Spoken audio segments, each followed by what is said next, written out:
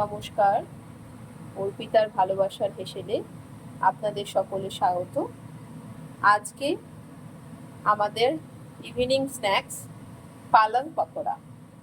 আপনাদেরও যদি ভালো লেগে থাকে তাহলে অবশ্যই এইটা ইভিনিং স্ন্যাক্সে কফির সাথে খেয়ে একবার দেখবেন এবং কমেন্ট করে অবশ্যই জানাবেন।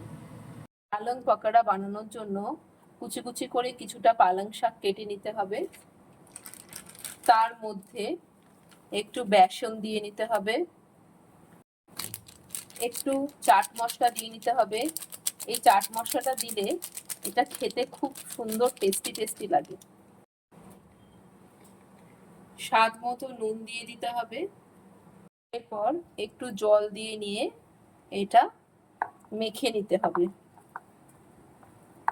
যেসব বাচ্চারা শাক পাতা খেতে চায় না তাদের জন্য এইরকম ভাবে বাড়িতে মারা করে দিতে পারেন।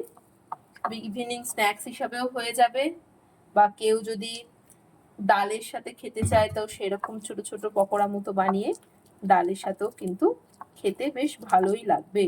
বর্ষার দিনে বা শীতের দিনে এটা তো খেতে দারুণ লাগে।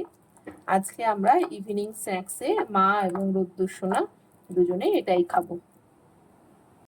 এই পালং পকোড়া বানানোর জন্য কড়াইতে কিছুটা রিফাইন অয়েল গরম করতে দিতে হবে।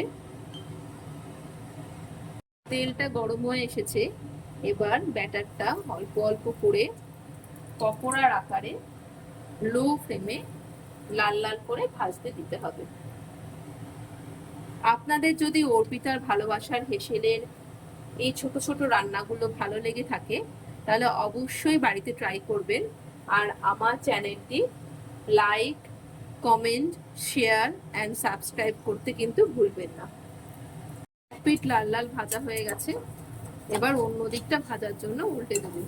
পুরো প্রসেসটাই কিন্তু লো ফ্লেমে হবে, ধৈর্য ধরে লো ফ্লেমে করতে হবে। পকোড়াগুলো দেখো কি সুন্দর লাল লাল করে ভাজা হয়ে গেছে।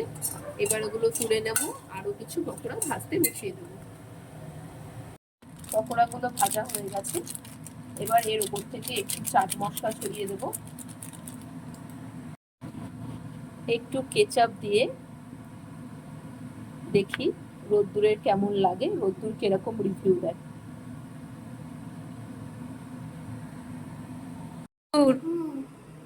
নাও এটা খেয়ে দেখো তো কেমন হয়েছে। এটা হচ্ছে পালং পকোড়া, খেয়ে দেখো। গরম আছে।